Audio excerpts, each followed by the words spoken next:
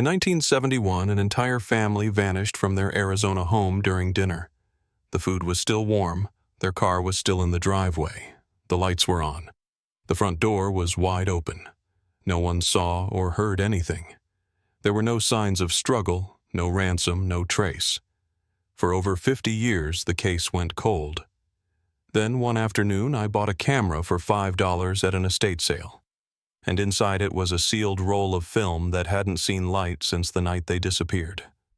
Before we begin, hit subscribe to help uncover stories they tried to bury, and make sure no name stays forgotten. My name is Claire Rowe. I'm 38. I live in northern Arizona, just outside Flagstaff. I work freelance, mostly photography. I shoot catalogs, the occasional wedding, sometimes portraits for missing persons posters if the sheriff's department needs something cleaned up. It's not glamorous, but it's quiet. After my mom passed away, I started going to estate sales. Not for anything in particular. I think I just liked walking through old spaces that still held traces of someone's life. There was something comforting about it, being around things that had once mattered. That day, I wasn't looking for anything. The house was in Prescott Valley, a run-down one-story with sun-peeled paint and dry weeds curling against the porch. The air inside smelled like dust and lemon cleaner. A woman near the door handed me a sticker and told me everything in the back room was priced to clear. I wandered through mostly out of habit. Most of what I saw was junk cassette tapes, a cracked coffee table boxes of National Geographics. Then, in the far corner, I found a milk crate wedged under some towels. Inside was an old Polaroid camera, a Land Camera 210, just like the one my mom used to carry on our road trips. It still had the strap. The shutter clicked when I tested it. But what stood out to me was the film compartment. It wasn't empty. A cartridge was still inside. And across the top, a brittle strip of yellow tape. Written in faded ink were 3 words: "Do not develop." It could have been a joke or a scrap left behind by someone superstitious. But I couldn't put it back. I handed the woman at the door a 10 and told her to keep the change. That night I sat at my kitchen table with the camera in front of me and a cup of tea I forgot to drink. My apartment was quiet, just the hum of the fridge and the desk lamp throwing a narrow cone of light across the wood. I cleaned the lens, swapped in fresh AA batteries. The motor buzzed to life. I hesitated, then peeled the tape and slid the cartridge into place. I took a test shot. The photo slid out with a soft mechanical whir. Black. Just black. Overexposed or expired. I tried again. Another black frame. But the third photo developed slowly, and what it showed made my hands go still. A dining room. Mid-century table. 4 place settings. Roast chicken. Green beans. A roll on each plate. The light from a ceiling fan caught just in the top of the frame. It looked like a perfect moment frozen in time, except it wasn't. One of the chairs had been pushed back. A blue plastic cup was tipped on its side. And in the lower right corner, just barely visible at the edge of the frame, was a hand, pale, white-knuckled, gripping the corner of the table like someone had started to stand, then never got the chance to finish. I turned the camera over again, scanning for anything, a label, a name, a date. And there it was, printed faintly inside the strap Langley. 428 Sycamore Street. I knew that name. It took me a second to remember from where. A cold case podcast I'd listened to late one night while editing a story about a family in Phoenix who vanished in the early 70s. Parents. 2 young kids. No trace. No explanation. The episode described the house as frozen in time. Food on the table. Toothbrushes still damp. Dog left behind. No sign of forced entry. No sign of anything. The Langley family. I looked back down at the photograph still finishing its exposure under the lamp. And that's when I noticed the doorway in the background. There was a silhouette, a child, maybe 7 or 8, standing barefoot at the edge of the room. Their face was turned away. But behind them was a shadow. Tall, narrow, and stretching toward them from the wrong direction. I sat there in silence for a long time. 3 photos lay in front of me, still curling at the edges. A dinner table, a hallway, a child, and something else. I didn't know what I was looking at yet, but I knew one thing: this camera hadn't left that house in 50 years. That film had never been developed, and whatever was caught inside it was never meant to be found. I didn't sleep that night. I left the photos on the table, still curling from the heat of the developer, and sat on the couch with my laptop. The window was open, and even with the night air, the apartment felt heavy. I didn't know what I was looking for exactly. I just knew I couldn't leave it alone. I typed the name Langley 428 Sycamore Street into every search engine I could think of. Local news archives, true crime blogs, an old message board I remembered from college. It didn't take long before the case came back into focus. Phoenix, Arizona, September 3, 1971. Edward and Clara Langley. Their 2 children, Samuel 7 and Beth 5. A working-class family. Edward was a lineman for the power company. Clara worked part-time at a local church office. No criminal records. No reported financial trouble. According to the report, the last time anyone saw them was around 4:30 that afternoon. Clara was at the grocery store with the kids. A neighbor remembered seeing Edward watering the lawn about an hour later. By 8 o'clock, the lights were on, but no one answered the door. By morning, the house was still lit up. That's when Clara's sister came by and found the front door open. No one inside. No blood, no signs of violence. 4 dinners set on the table, a purse on the counter, toothbrushes still damp. Even the dog was there, scratching at the door. Police arrived within the hour. They logged the camera, the one I now had in my apartment, as evidence. But the records said the film inside was blank. No further analysis requested. I sat back in my chair, trying to line it up. If the film was marked as blank in 1971, then what I was holding had either been ignored, mishandled, or deliberately buried. I clicked back to the scan of the photo I'd just developed, the one with the dining room. I zoomed in on the hand. The fingers were tight curled around the corner of the table like they were bracing against something. I took another photo that night using the same cartridge. This one showed a hallway, yellow wallpaper, family portraits along the wall. The angle was off too close, like the person taking it had stumbled into the frame. I set it aside and took one last shot. This one hit harder than the rest. It was the same room, the dining area, but the table was gone. The plates, the food, everything had been cleared. The chairs were overturned. The ceiling light hung crooked. And in the doorway where the child had been in the earlier photo, there was only a shadow. A small figure back-turned, standing just inside the frame. Barefoot. Still. I stayed up until morning, scanning the photos, adjusting contrast and sharpness, trying not to imagine too much. I wasn't sure what disturbed me more, the content of the pictures, or the possibility that they had never been seen by anyone outside that house. I went back to the strap, checked the handwriting again. Langley, 428 Sycamore. I'd passed that neighborhood a few times heading to shoots on the east side of town.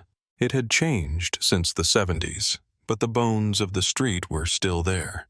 Small homes, low fences, sagging roofs. Places people had given up on years ago. By noon, I was at the Public Records office in Phoenix. The building was cool inside concrete walls and humming fluorescent lights. I asked for case files related to the Langley disappearance. The clerk, a woman in her 60s with sharp eyes and a badge that read, Mitchell, looked at me for a long second before asking if I was press. I told her I was an independent photographer working on a personal project.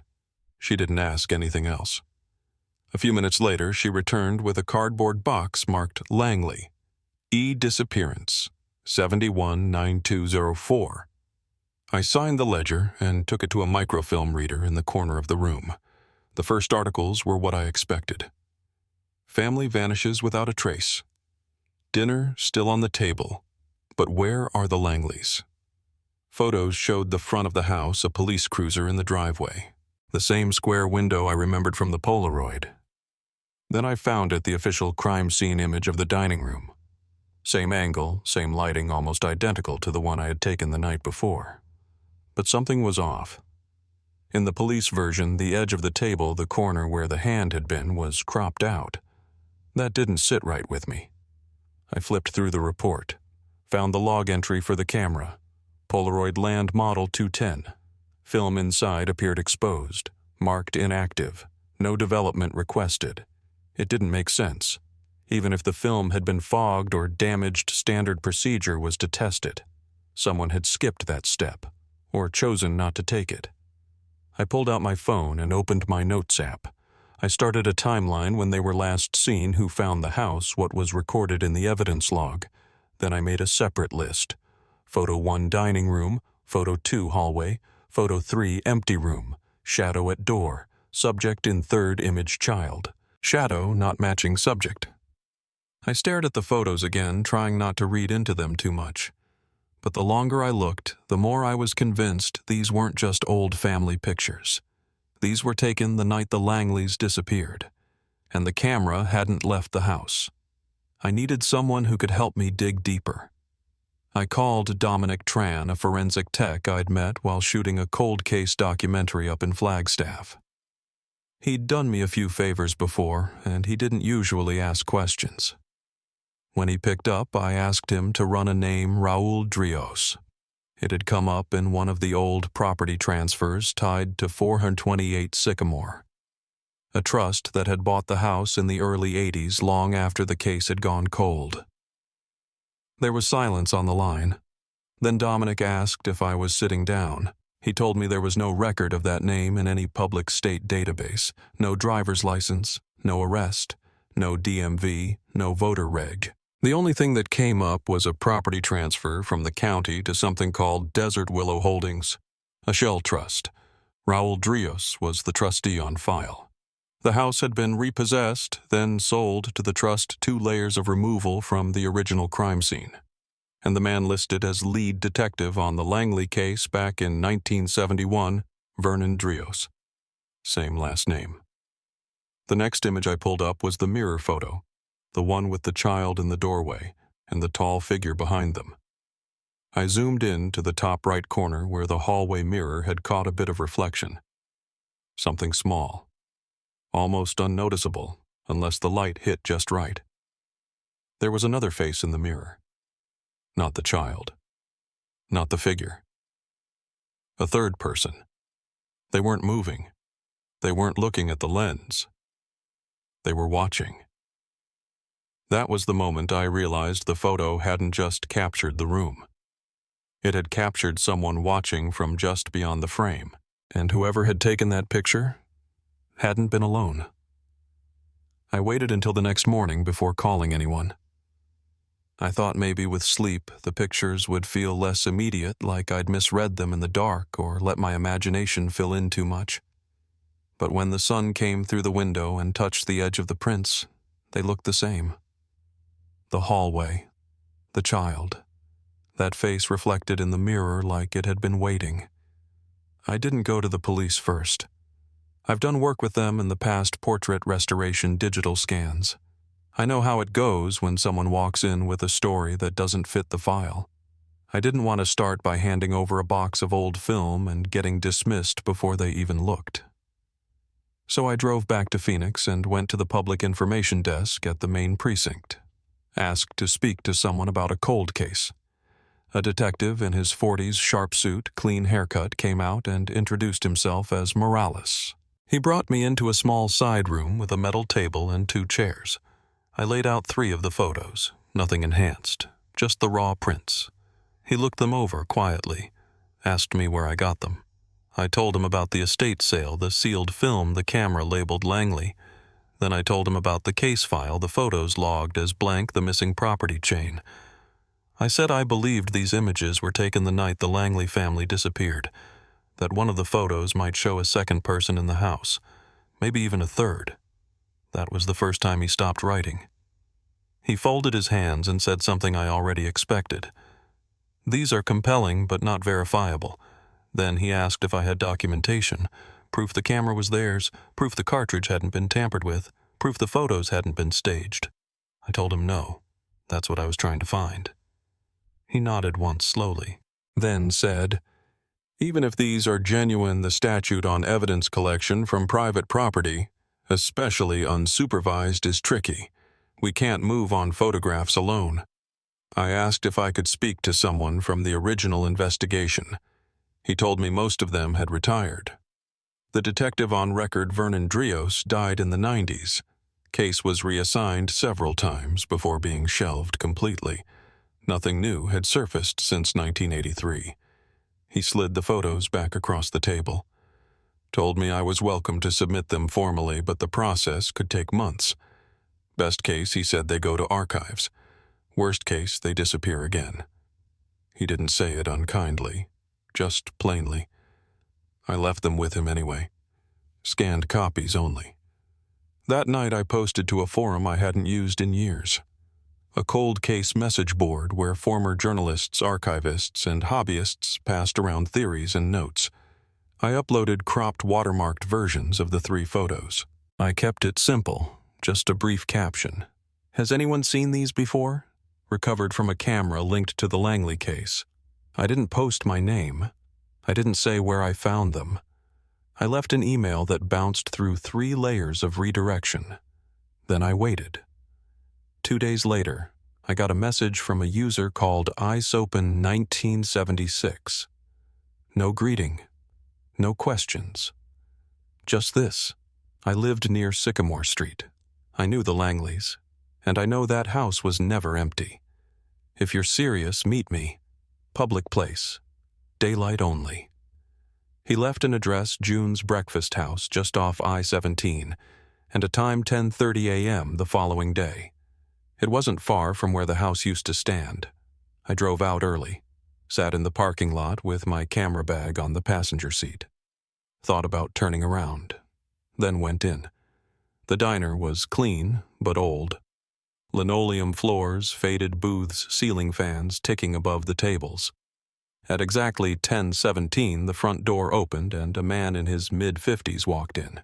Wore an old army jacket and jeans. He had a square face, weathered and careful. He scanned the room once, then came toward me. "Claire?" he asked.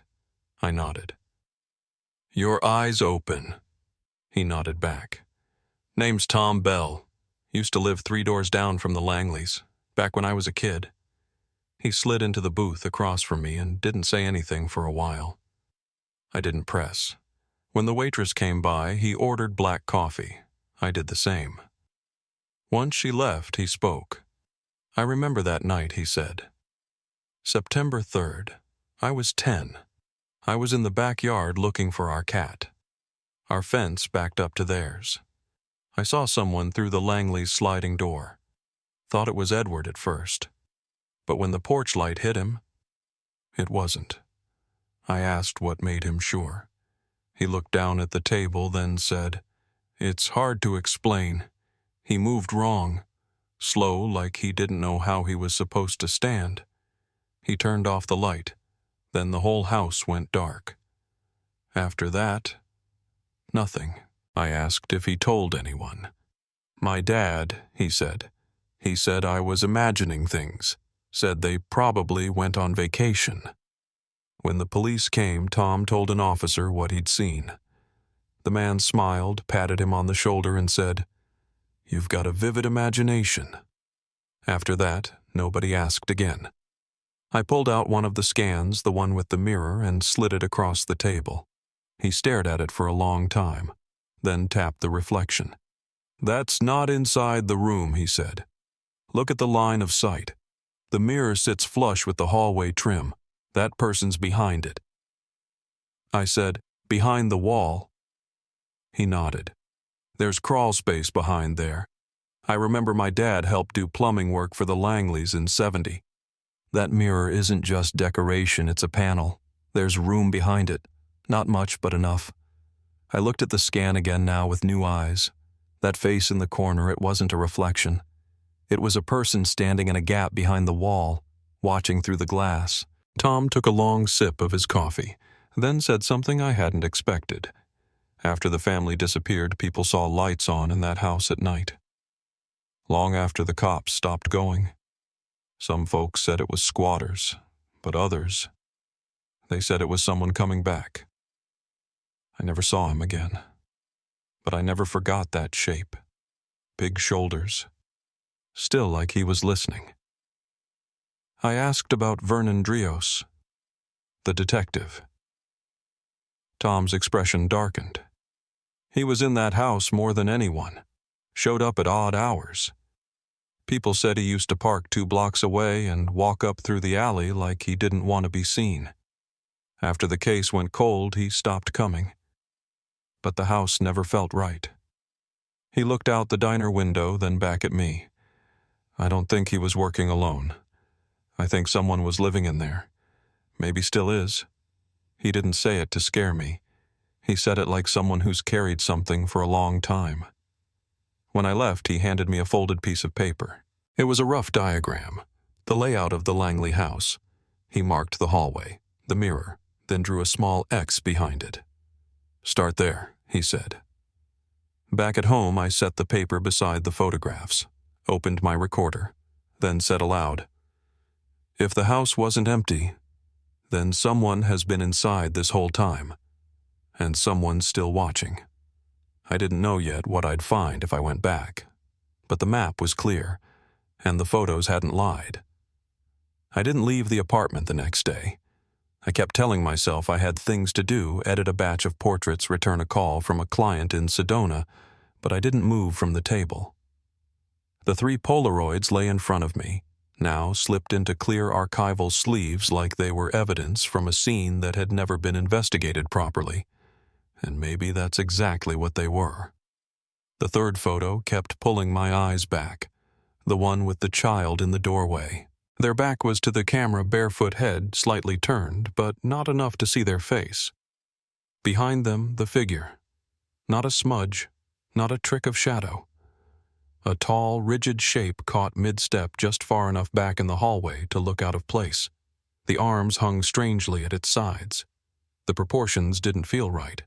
And even with the grain of the old film, I could tell there was something wrong about the way the head sat on the shoulders. Too high, or tilted. I wasn't sure.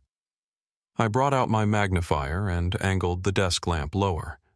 And that's when I noticed something else, a detail I hadn't caught the night before.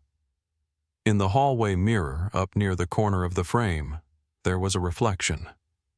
A face. Not the child. Not the figure. Something else entirely. A 3rd person. Too high up to be the child. Too close to the mirror to have been an accident. I sat back from the table and just stared. At that point, I wasn't thinking like a photographer. I was thinking like someone who'd seen something they were never supposed to. I opened my notebook and wrote it down. 3rd person, visible in mirror. Face unclear. Location suggests someone close to the camera, possibly the person taking the photo. If Langley family vanished, who took the last photo? I circled the question and underlined it twice. I didn't have an answer, but I knew the only place to start looking was the house itself. I told myself I was just driving by. It wasn't true. I parked across the street from 428 Sycamore a little after noon. The house looked almost identical to the photographs from 1971. 1 story. Faded white siding. A patchy lawn overtaken by weeds.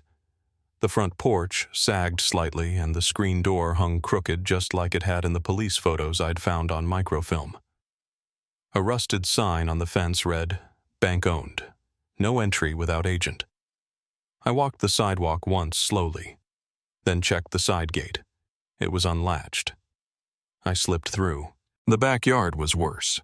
knee-high weeds. A swing set tipped sideways, one of the chains broken. The back patio door had been boarded up. I raised my camera, framing a shot, then stopped. The hair on the back of my neck stood up. Someone was watching me. I turned fast. No one. Just silence, dry wind, and the buzz of cicadas. But the feeling didn't leave. I backed out of the yard and returned to my car, locking the doors as soon as I got inside.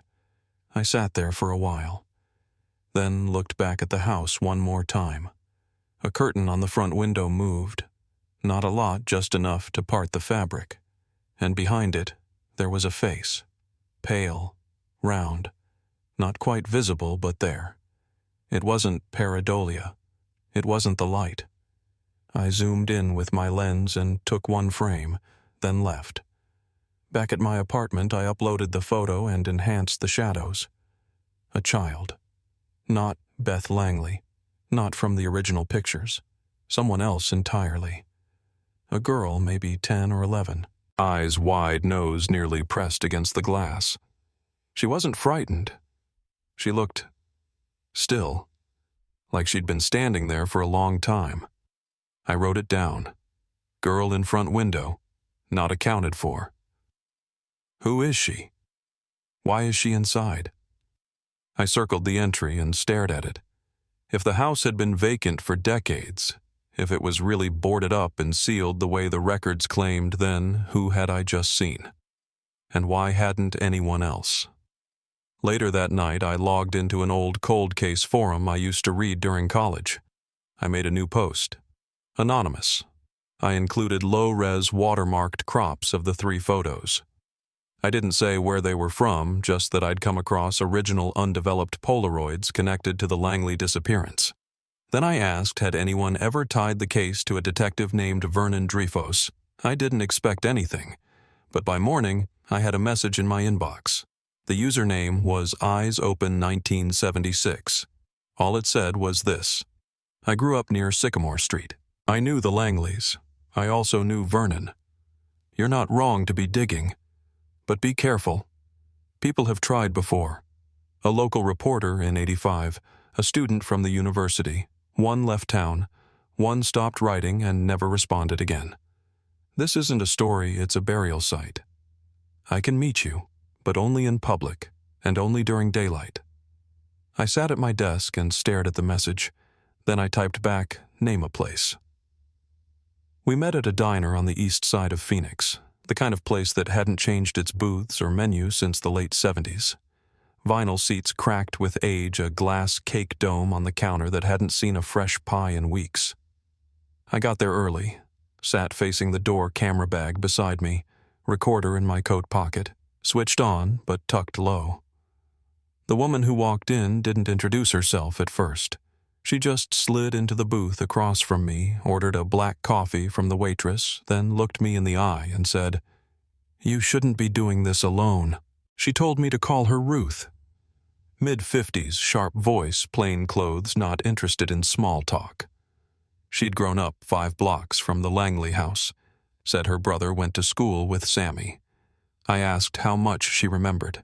She gave me a look like she'd been waiting for someone to ask that for a long time. She remembered the search. Helicopters circling overhead for days. Neighbors gathering in yards after dark, whispering while porch lights flickered. She remembered Clara Langley's sister sobbing in the driveway while deputies came and went. But what stuck with her most, what still kept her up sometimes, was the silence in that house afterward. No one moved in, no one fixed it up. It just sat. She paused, then leaned forward. It wasn't just the family that vanished. It was everything about them. Like the whole block got told not to ask questions. I showed her the photos. Low-res versions on my tablet, nothing too revealing. Her eyes stopped at the third one, the hallway. The child in the doorway. The figure behind them. Then she pointed at the edge of the frame. That mirror. I nodded. I think there's a face in it. She squinted. Took a breath. You ever hear about the girl who lived behind that house in the '80s foster placement? Disappeared too. Paper never ran it. I blinked. No. Who was she? Ruth shook her head. Didn't have a name that stuck. Might have been Emily or Emma. She stayed 2 houses down. One night she told the woman fostering her she kept seeing someone watching her from the Langley place. A man. Said he didn't blink. I didn't say anything. She went missing 2 weeks later. Shoes were on the porch. Door still locked. I asked if the police connected it. They didn't even look, she said. Called it a runaway. Files went nowhere. I thanked her, paid for both coffees. As we left, she stopped me at the door and said, "If you're going back to that house, don't go alone." That night, I sat at my desk and pulled up the original scans again. The mirror detail was hard to isolate. I ran it through enhancement software. Nothing fancy, just contrast and definition layers. Then I froze. In the mirror, the shape I'd thought was a face had edges, a reflection of another room. Something about the angle didn't make sense. I traced the layout of the hallway based on the original blueprints I'd found in the city's property records archive. The mirror didn't face the front door. It faced a narrow corner just outside the master bedroom. So if that reflection showed someone they hadn't come from the hallway, they'd been behind the photographer, which meant someone else had been in the house during the photo. I pulled up the other 2 images, one of the dining room, one of the hallway. In both, the lighting looked the same late afternoon, maybe early evening. Shadows cast long. But when I adjusted the histogram on the 3rd photo, the one with the child, something changed. The color temperature was colder, slightly bluish, like the light source had shifted, possibly later in the day. That shouldn't have mattered. But it did. It meant the 3 photos hadn't been taken at the same time, that someone had picked up the camera, come back, and taken one last picture. I logged the observation in my notebook and added a new page, sequence discrepancy. Image 3 taken at later time. Photographer unknown. Shadow figure present. 3rd person visible in reflection. Child not confirmed as Langley. Then I stopped.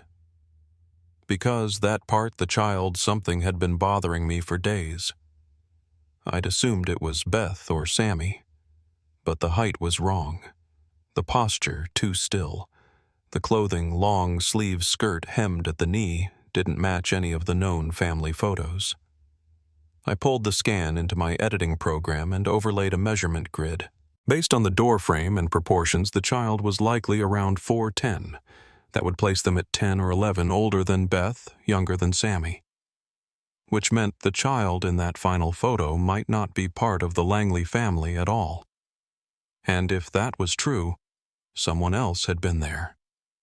Someone who wasn't supposed to be. I opened my notes from Dominic, the forensic tech I'd called earlier. His last message included a copy of a deed transfer from 1981. The house had been repossessed by the county, then quietly transferred to a holding trust called Desert Willow Holdings.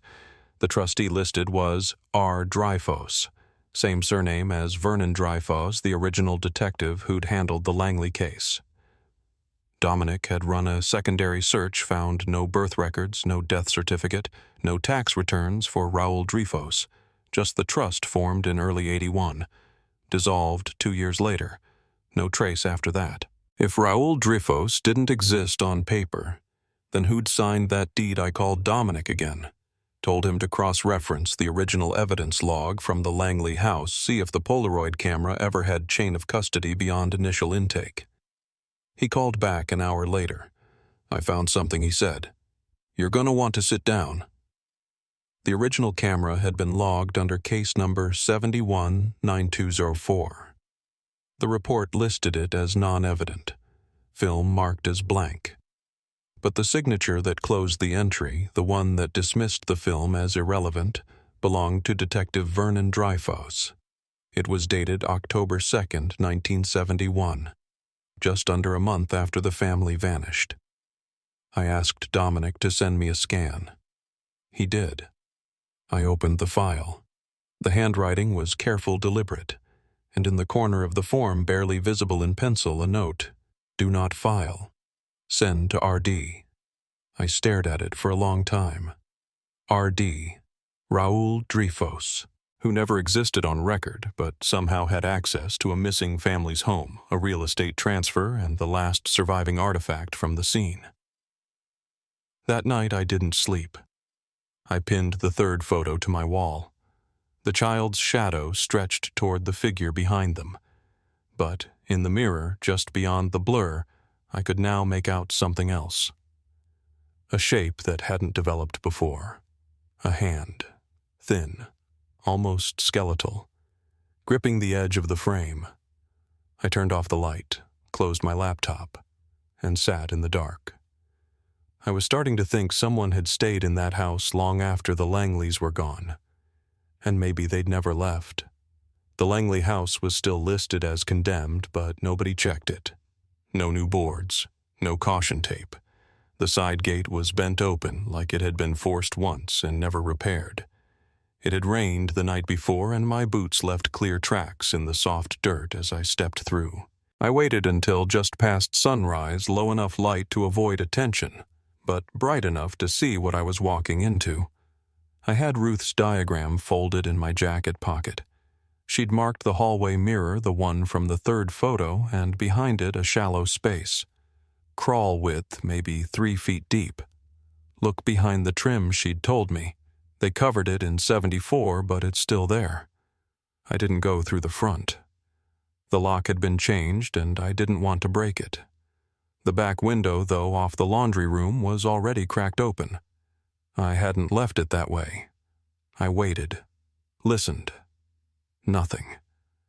I eased it up, slid through, and stepped into the house for the first time.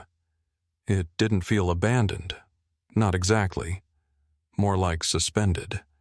The air was dry still, but not stale. Dust coated the kitchen counters, but the floor had signs of movement tracks that broke through the layer, disturbed but not old. A path led from the back door to the hallway. The same hallway from the photo. The same hallway where the child had stood. I followed it. The light was soft, filtered through faded curtains. Some of the floorboards creaked, but not enough to echo. I counted 5 steps past the corner where the mirror should have been, and there it was, mounted to the wall exactly as pictured. I stopped, checked Ruth's notes again. The frame wasn't decorative. It sat flush against the drywall edges, sealed with painted-over caulk. I ran my fingers along the bottom and felt a soft ridge. Not wood, not metal, glue. I pulled a pocket knife from my bag and slowly worked the blade along the seam. Took 20 minutes to loosen all 4 sides. When I finally eased the mirror out, the wall behind it looked wrong. A faint outline ran vertically just wider than a crawl panel. Paint was slightly off color. A faint rectangle. I tapped once. Hollow. I found the corner and pressed. Nothing moved. Then I tried again, lower, closer to the floor. This time I heard a soft click. The panel shifted open. It wasn't large, maybe 3 feet by 3, but behind it was a hollow recess big enough for someone to slip inside. I crouched and aimed my flashlight in. The beam caught a few things: an old glass bottle, a crumpled piece of cloth, and something wrapped in clear plastic. I reached in and pulled it out. Cold. Flexible. A cassette tape. It had writing on the label, faded but legible. 9/12/71, Room 2. End. I slipped it into my coat pocket. Kept searching. Behind the plastic and the dust was something else. A tooth. Human. Small. Maybe a child's. I didn't touch it. I backed out slowly, replaced the mirror, and marked the seam with painter's tape. I wasn't ready to alert anyone, not yet. I needed to know what was on that tape. Back in my apartment, I dug out my old cassette player from a storage bin under the bed, cleaned the heads, checked the battery, then I pressed play. The audio hissed at first, static, then a faint click. A woman's voice, barely above a whisper. "Don't go to the hall. He's waiting there. If you see the door open again, close your eyes. Don't speak. Don't let him think you heard." Silence. Then a softer voice, young, unsure. "A girl." "I heard him again last night. He was in the wall." Another pause. Then something that made my stomach tighten. A man's voice. Closer. Breathing. Heavy, ragged. Then a word, just one too distorted to be clear. I stopped the tape. Rewound it. Played it again. The same cadence. Like someone was recording a conversation from inside a hidden room. Or a wall. I opened my notebook and added the entry, "Cassette confirms at least 3 voices. 1 adult female. 1 child. 1 male, unknown." Timing suggests presence after Langley disappearance. Child, likely not Beth or Sammy. I stared at that line. Wrote it again. Child, not Beth. I searched for missing person reports from 1971 through 1974, anything that matched a girl around 10 or 11. Cross-referenced names from nearby school districts. One file kept coming up.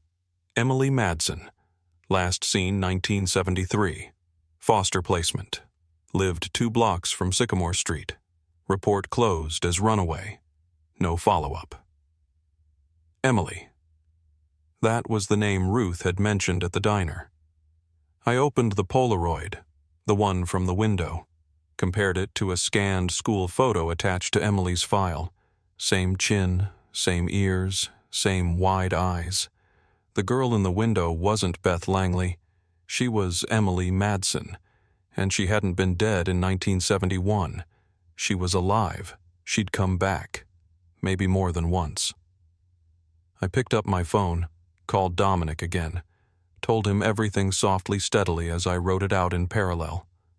I asked him to check the evidence locker one more time, specifically for anything logged post-1980 under the Langley file even if it was mismarked. He called back 20 minutes later. "There's a second cassette," he said, "unlabeled, no case number. It was stuck behind a drawer in an old intake cabinet. Looks like it hasn't been touched in years. I told him to hang on to it. I'll need a court order to copy it," he said. "But I'll try." I sat back. Listened to the tape again, this time all the way through. At the end, just before the recording stopped, there was one more sound. A door creaking open, and then softly bare feet walking across wood. Not fast, not afraid. Like someone was used to the dark. The second tape was shorter. 11 minutes, no label found, wedged behind a drawer that hadn't been opened in decades. Dominic played it for me over the phone, describing the contents in clipped phrases while he transferred the audio to a secured flash drive. It was mostly breathing. Then footsteps. Then silence again. But at the 7-minute mark, a voice spoke. Not words, just a hum. Long. Low. Like someone repeating a lullaby they barely remembered. There was an echo beneath it. Something hard. Walled. A sound that didn't come from a hallway or bedroom. It reminded me of a basement. But the Langley house didn't have one. At least, not on record. That night I drove back to Sycamore Street. This time I brought gloves, a headlamp, and a small pry bar. The window was still open. The tracks I'd left 2 days earlier were mostly gone, swept over by wind or someone else's movement. I climbed through. The hallway was the same. Quiet. Still. I passed the mounted mirror, the crawl space behind it now resealed. My eyes moved past it this time toward the master bedroom door. It was cracked open. I hadn't left it that way. Inside, the air was colder. The carpet was worn through at the threshold. I stepped lightly, watching for boards that flexed or gave.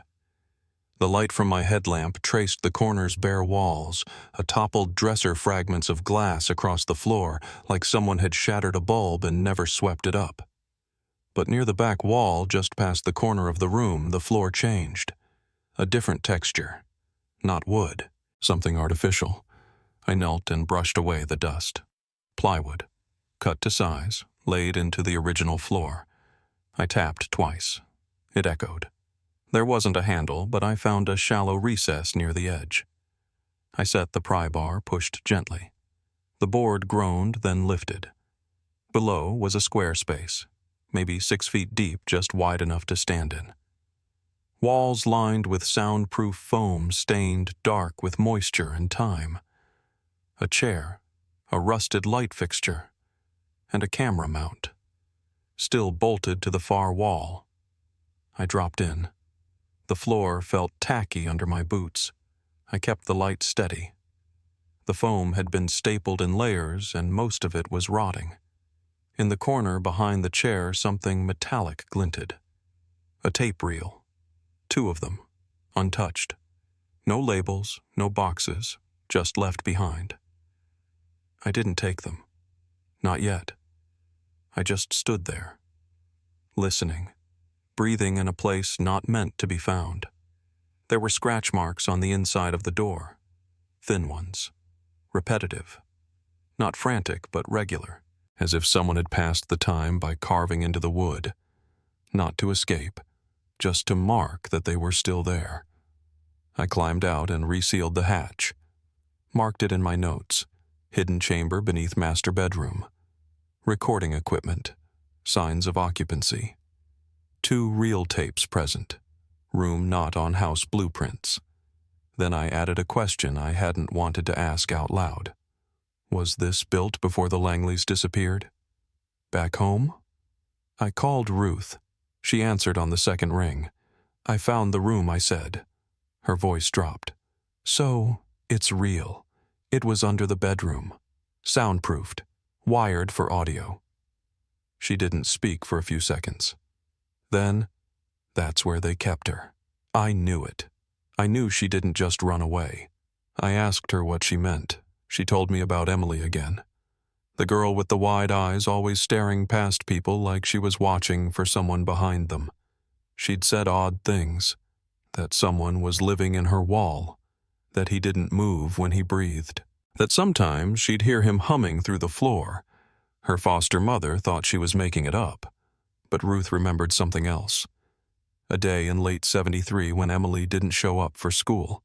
And that night the porch light on Sycamore Street flicked on just once, then off again. The house was supposed to be empty. I opened the photo again, the one from the window. The child's face, the round eyes, the nose near the glass. It wasn't from 1971. It was later. Maybe 2 years later. And that meant someone had kept returning to that house. Quietly. Deliberately. Possibly for years. I went back to the microfilm archive that weekend, pulled property permits from 1970 through 1985. Nothing showed a basement, no updates, no additions. But tucked into a 1972 inspection report was a note minor structural repairs requested. Floor reinforcement approved. Owner present for inspection R. Dreyfus. That name again. No title, no signature match. Just initials. I took a photo of the file and added it to my board. Later that night, I opened the scanned cassette again. At minute 4, I heard something I hadn't noticed before. A door creaking open. Then a soft voice. I stayed quiet. Just like you said. Not afraid. Just resigned. I hit pause. Rewound. Played it again. Same line. Same voice. Then a whisper I hadn't caught before. Is it over? That was the last thing on the tape. I closed my eyes. Tomorrow I'd take the reels to a forensic lab. But tonight I wrote one more line in my notebook. The house isn't empty. It never was. The audio lab sat in the back of a converted high school 2 counties over, mostly used for court exhibits and outdated evidence processing. Dominic had vouched for me, said the reels were part of a cold case review, which technically wasn't a lie.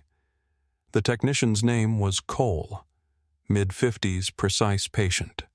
He wore gloves the whole time. The reel-to-reel deck looked older than both of us. He threaded the first tape, carefully adjusted the pitch wheel, then leaned in close.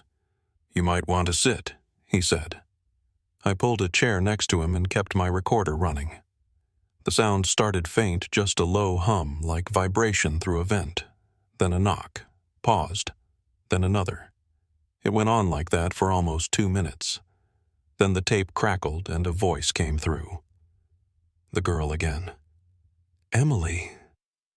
"Okay, it's recording now," she whispered. "You said I had to say it out loud, so I'm saying it." She exhaled and there was a long silence. "Room is cold. I think it's night. I don't know what day it is." I asked, but he just smiled. Another pause. Then something metal scraped maybe a chair moving behind her. "I think there was another kid here. I heard crying through the floor. Not anymore." Cole marked the timestamp. The next 6 minutes were harder to sit through. At 4:12, a second voice entered. Male, calm, speaking directly into the mic. "She's made progress.